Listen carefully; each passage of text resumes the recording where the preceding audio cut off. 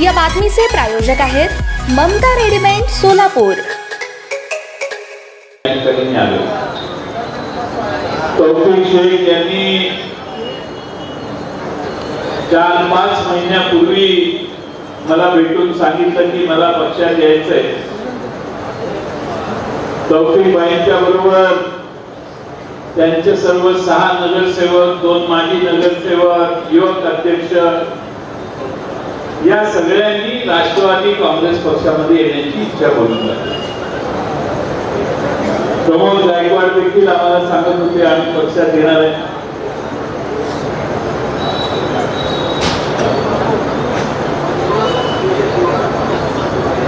माजी महापौर बेरिया सर आपको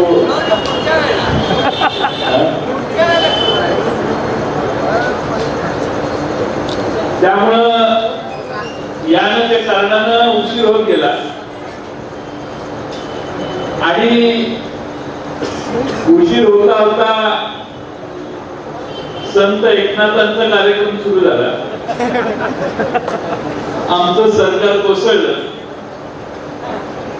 आणि त्यानंतर शेखर मानेंना मी म्हटलं की आपलं ते प्रवेशाचं काय झालं। सत्ता गेल्यावर शक्यतो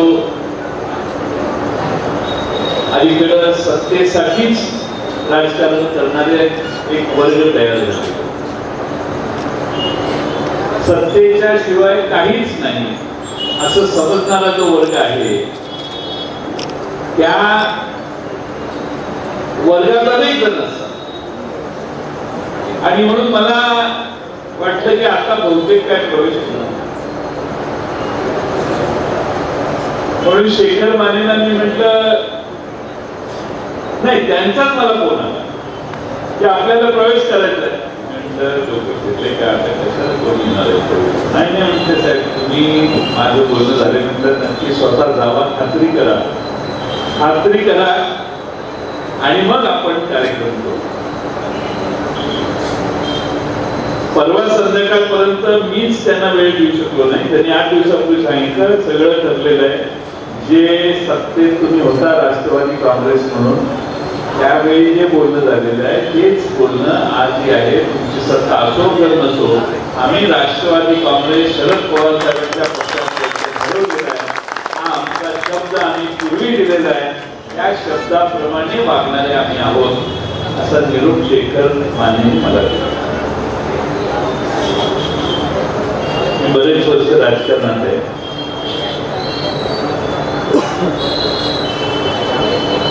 पूर्वी असं कधी नसायचं, पण गेल्या 4-7 वर्षात थोडस सत्तेच्या भोवती रेंगाळण्याचं राजकारण फार लोक करतात। समाजात देखील त्यांची किंमत तेवढीच असते, काही फार समाजी ओळखत असते, हे इकडून तिकडं जाता येतं काहीतरी कारण। पण तौफीक शेख तुमचं आणि तुमच्या सहकार्यांचं एवढ्या मोठ्या प्रमाणात अभिनंदन केलं पाहिजे। तुम्ही जे शब्द दिला त्या शब्दात एका तोंडात शब्द केला की तसंच करायचं। आणि तौफीक शेख यांचं मुद्दाम मी स्वागत करायला का आलो, मुंबईला बोलूनही करता आलं प्रवेश। मी शेखर मानेंना सांगितलं की सोलापुरातच यूज करायचं आहे आणि येण्याचं कारण तौफीक शेख, प्रमोद गायकवाड सगळ्यांनी जो शब्द दिला त्या शब्दाप्रमाणे आज त्यांनी कृती केली।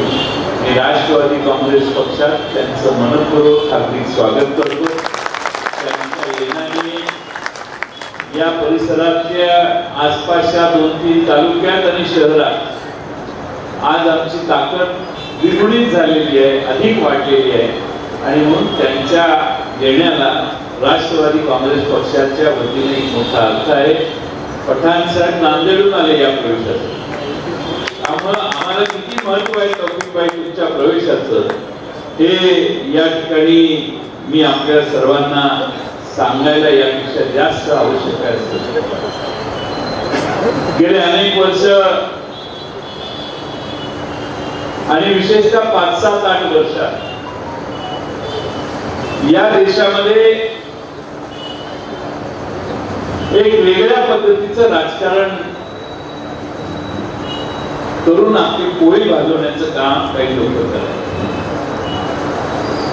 असे दिवस फार काय टिकत नाही. दिवस येतात तसे दिवस जाती असतात. लोक म्हणतात सत्ता येते तशी सत्ता जाते आणि सत्ता गेलेली पुन्हा देखील येऊ शकते. हे शरद पवार साहेबांनी महाराष्ट्रामध्ये अनेक वेळा सिद्ध करून दाखवले. आणि म्हणून या राष्ट्रवादी काँग्रेस पक्षात जो पक्ष जिवंत ताकदीनं काम करणाऱ्या कार्यकर्त्यांना महत्व देणारा पक्ष आहे, ज्या पक्षामध्ये खऱ्या काम करणाऱ्या कार्यकर्त्यांचं नेहमी स्वागत होत आलेलं आहे आणि ज्याचं राष्ट्रवादी काँग्रेसमध्ये काम करणारा कर्तबगार आणि जनमताचा पाठिंबा असणारा जो नेता आहे, त्याला तौफिक शेख पवार साहेब आणि राष्ट्रवादी काँग्रेस मोकळं सोडत नाही, त्याला अधिक ताकद देण्याचं काम करते. आणि म्हणून तुम्हा सर्वांचं मी आपल्या पक्षामध्ये स्वागत करताना कालच पवार साहेबांच्या घरी गेलेलो होतो. त्यांनाही मी सांगितलं की खरं म्हणजे तुमच्याच उपस्थित कार्यक्रम करायचा होता, पण तौफिकबाई म्हणतात की साहेबांच्या उपस्थितीत मी वेगळा मेळावा घेईन, आधी प्रवेशाचा कार्यक्रम करू. त्यामुळं आपल्या सर्वांना पवार साहेबांनी देखील मनपूर्वक शुभेच्छा दिल्या आहेत. पुढच्या काळात पवार साहेब येथील शहरात अधिक मोठा व्यापक मेळावा कार्यकर्त्यांचा आणि सोलापूरातले प्रश्न सोडवण्यासाठी सोलापूर नगरपालिकेचे संबंधित असणारे इश्यूज जे असतील ते घेऊन आपण सोलापूरकरांचा अधिक मोठा व्यापक मेळावा भविष्य काळात घेऊ.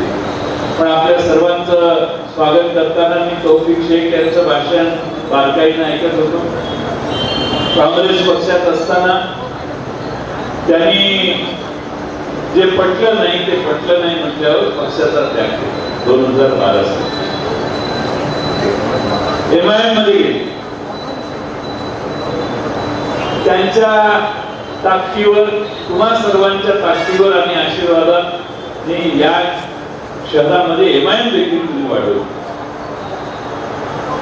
पण अलीकडे MIM चा वापर कसा होतो हे आपल्या लक्षात आल्यानंतर आपण MIM सोडून पवार साहेबांच्या नेतृत्वाखाली राष्ट्रवादीमध्ये काम करायचा निर्णय घेतला.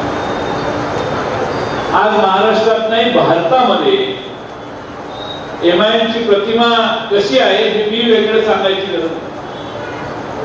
आणि म्हणून MIM पेक्षा राष्ट्रवादी काँग्रेस आपल्या सर्व समाजाला बरोबर घेऊन जाणारा पक्ष आहे. अल्पसंख्याक समाजाला अधिक ताकद आणि आशीर्वाद आणि पाठिंबा देणारा पक्ष आहे. आणि यासाठी पवार साहेबांचं नेतृत्व आपल्याला स्वीकारलं पाहिजे. ही भूमिका तुम्ही घेतली, तुमचं फार मोठ्या प्रमाणात आम्ही सगळे आज स्वागत करतो. आपल्या गेल्या राजकीय कालखंडातला तुमचा प्रवास तौफिक शेख आणि तुम्ही सर्व सहकारी यांचं थोडक्यात त्यांनी सांगितलं. मगाशी भाषण करताना पहिल्यांदा प्रस्तावना करणारे आपण मुलांनी सांगितलं की तौफिक भाई लांड्याचा पाय आहे, आंधळ्याचा डोळा आहे आणि ज्याला जे नाही ते देण्याचा प्रयत्न करणारे तौफिक शेख. आणि महापालिकेत आणि नगरपालिकेत काम करायचं असेल तर त्याच लेवलला जाऊन काम करावं लागतं. लोक वॉर्ड आणि सामान्य माणसं बरोबर ठेवायची असतील तर 24 तास आपलं दात खुलं असावं लागतं. लोकांच्यासाठी आपण आहोत, लोक आपल्यासाठी नाही. हा विश्वास लोकांच्या मनात आला की माणसं हळूहळू उभी राहतात. आणि तौफिक शेख यांनी या शहरात हे कमावलेलं आहे. म्हणून आज एवढ्या मोठ्या संख्येनं तौफिक शेख यांच्या भविष्यासाठी आपण पुढे उपस्थित आहात. सगळ्यांचं काही नाव इथं घेतलं नाही तरी सगळ्यांना या ठिकाणी प्रवेश देण्याचं काम आपल्या सर्वांच्या साक्षीने या ठिकाणी झाले. आमचे प्रमोददादा गायकवाड हे आज RPIतून या पक्षात आले आणि आपल्या सर्वांचंच प्रमोददादांच्या बरोबर सर्वजणांनी प्रवेश केलेला आहे. त्यांचंही मी स्वागत करतो. आज मला या दोन्ही प्रवेशांचं एक महत्व आहे. प्रमोददादांनी निर्णय घेतला, तौफिकबाईंनी निर्णय घेतला.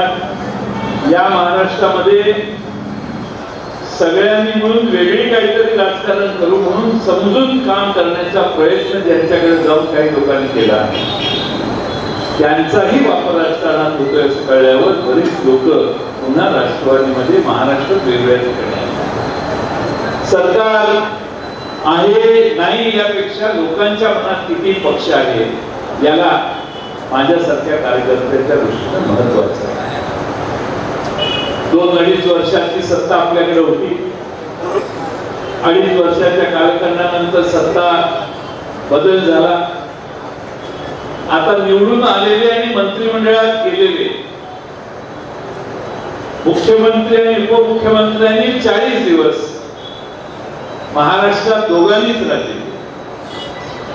असं वाटत होतं की यांना कुणाला घ्यायचंच नाही मंत्रिमंडळ. पण फार महाराष्ट्रामध्ये लोक दंगा करायला लागल्यावर 40 दिवसानंतर त्यांनी मंत्रिमंडळात काही लोकांना 40 लोकांना मंत्रिमंडळात घेतल्यानंतर 40 दिवसानंतर मंत्रिमंडळात घेतल्यानंतर 18 लोकांचा शपथविधी झाल्यानंतर आता 2 दिवस किती दिवस झाले खाते वाटप झाले नाही त्याला 3-4 दिवस 3 दिवस सकाळी शपथविधी घेतल्यावर संध्याकाळी खाते वाटप हे आजपर्यंत नित्याची परंपरा देखील या नव्या सरकारने ठेवली आहे. लोकांना जाणवतं की सत्तेसाठी जे एकत्रित आलेले आहे त्यांना सत्ता महत्वाची आहे. देशकार्य आणि राज्याची सेवा यापेक्षा आपल्याला कुठलं खातं मिळणार याच्यात कदाचित वादावादी झालेली असेल. आणि म्हणून मला एकनाथ शिंदे साहेबांची कधी कधी मनातनं त्यांच्याबद्दल आम्ही एकत्रित काम केले म्हणून थोडीशी मला बरोबर काम केल्यामुळे थोडं असं वाटतं की किती मोठा प्रश्न आपला नेता जाऊन अडकलेला. आमच्या बरोबर असणारा मुख्यमंत्र्याची शपथ घेणं सोपं आहे पण उरलेल्यांना मंत्री करणं किती अवघड आहे एकनाथ शिंदेना आता कळलं. आता मंत्री केल्यानंतर खातं वाटप किती अवघड आहे हे आता एकनाथ शिंदेना कळलं. त्यामुळं नक्की त्यांच्या मनातला विचार आला असेल होतो ते बरं होतो चांगलं चालवत होतो कशाला हे वैताग करून घेतला अशी थोडीशी मानसिकता होणं शक्य आहे. पण सांगायचं होतं आता एक चांगलं चाललेलं महाराष्ट्रातलं सरकार आज वेगवेगळ्या कारवायांना बळी पडलं. काँग्रेस आणि राष्ट्रवादी काँग्रेस कुठं हल्ली नाही पण उद्धवजी ठाकरे यांनी ज्यांच्यावर विश्वास टाकला त्यातलीच काही लोक पक्ष सोडून गेली म्हणून आजची ही परिस्थिती निर्माण झाली. मी मध्ये नांदेडला गेलेलो हिंगोलीला गेलेलो वसमत वगैरे सगळ्या त्या भागात जाऊन आलो. शिवसेनेचा जो स्थानिक कार्यकर्ता आहे तो कुठं हल्लेला जिल्ह्याचा नेता हल्ला असेल राज्याचा एखादा त्या भागातला नेता हल्ला असेल ज्याला मंत्री व्हायचं असेल तोही हल्लेला आहे. पण महाराष्ट्रातला शिवसेनेचा जो खालचा कार्यकर्ता आहे तो सुद्धा हल्लेला नसेल.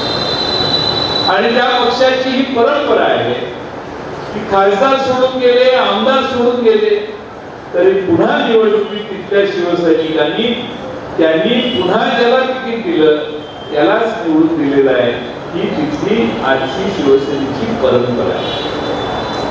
आणि म्हणून मला खात्री आहे की ज्यांनी पक्ष त्यांचा सोडून पलायन केलं त्यांना पुन्हा किती सरकार जनतेमध्ये स्थान मिळेल याची माझ्यासारख्या कार्यकर्त्याला शंका.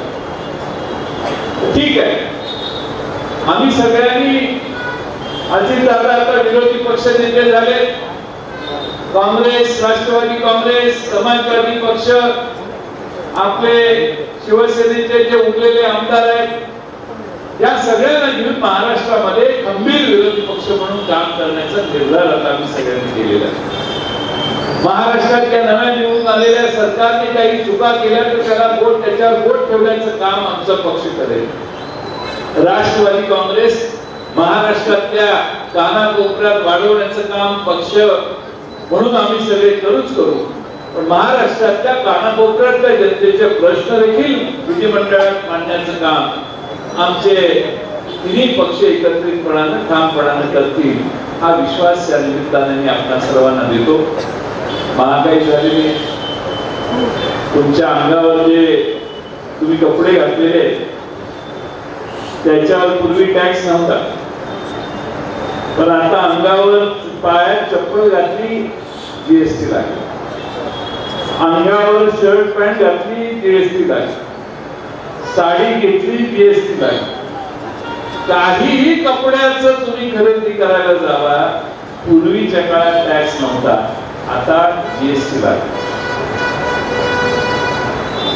एवढी कर लावण्याची व्यवस्था करून देखील भारतातला माणूस अजून हसत खेळत कसा आहे, हा प्रश्न सत्तारूढ पक्षाला पडला आणि सत्तारूढ पक्षाने अभ्यास केला. त्यांच्या लक्षात आला हा हसतोय, बोलतोय, गातोय, कारण हा जेवतोय.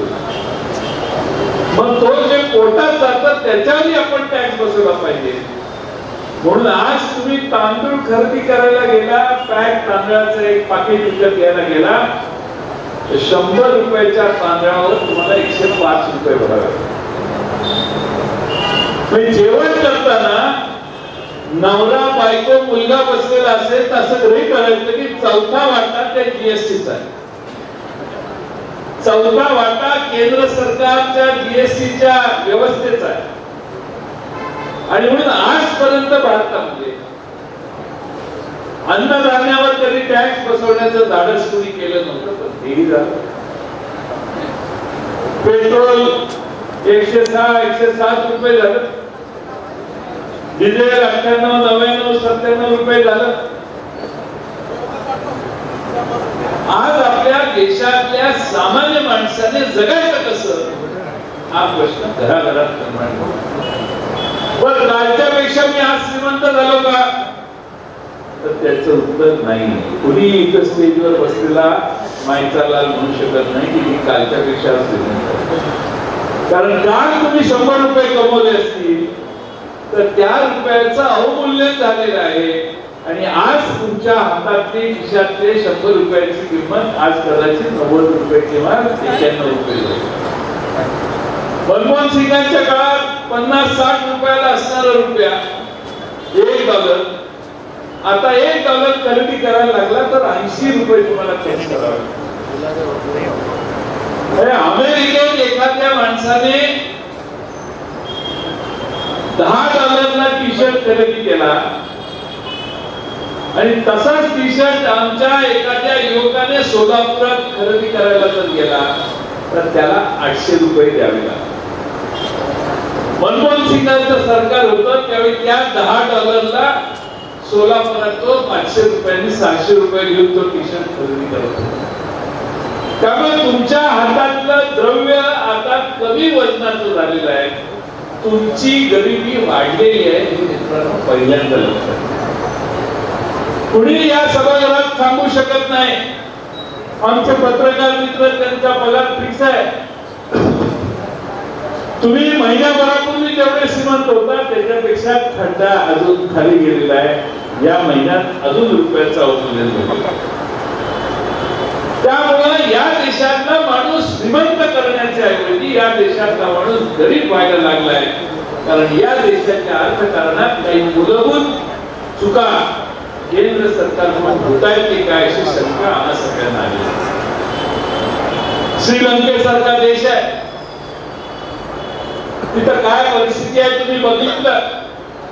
मी असं म्हणत नाही की श्रीलंकेसारखी भारताची अवस्था होईल, पण 80 रुपयाचा अवमूल्यन होता होता 85, 90 आणि 100 रुपयाला पोहोचलं श्रीलंकेत. त्यावेळी तिथं त्या पद्धतीची परिस्थिती तयार झाली. त्या देशात आयात करण्याची क्षमता कमी झाली. आजही भारतामध्ये आयात जास्त आहे आणि निर्यात कमी आहे, त्यामुळे रुपयाचं अवमूल्यन वाढतं राहणार हे कधीही विसरू नका. आणि म्हणून आपल्या सर्वांना या सगळ्याचा गांभीर्याने विचार केला पाहिजे. आज आमचे काही प्रसार माध्यमांचे मित्र फार चांगल्या पद्धतीनं ही सगळी माहिती तुमच्याकडे देतात.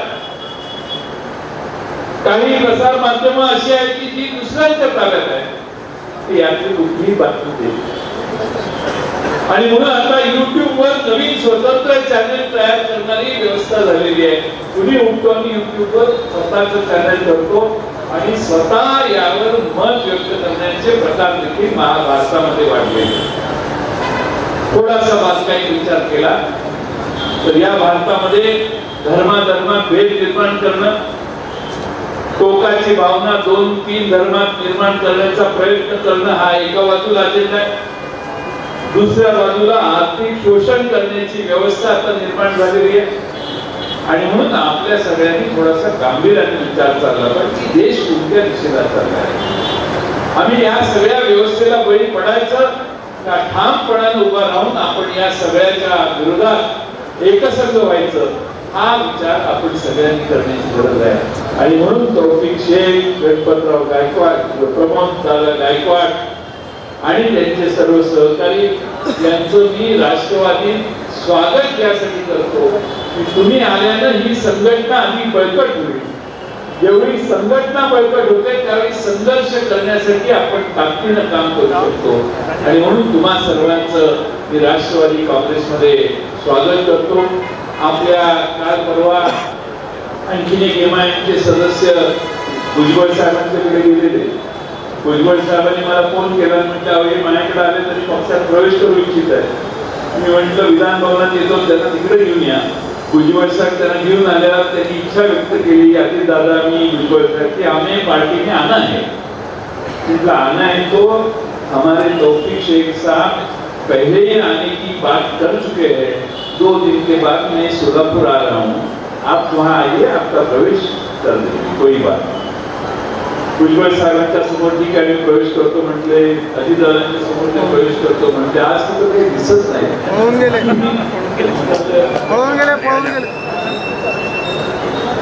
आले तिकडे गेस्ट हाऊसवर भेटणार आहे. आपले काय आमचं पक्षाचं दार सगळ्यांना खुलं आहे, पण येतो म्हणून न येणाऱ्यांच्यासाठी पण ते मला विचारून गेले.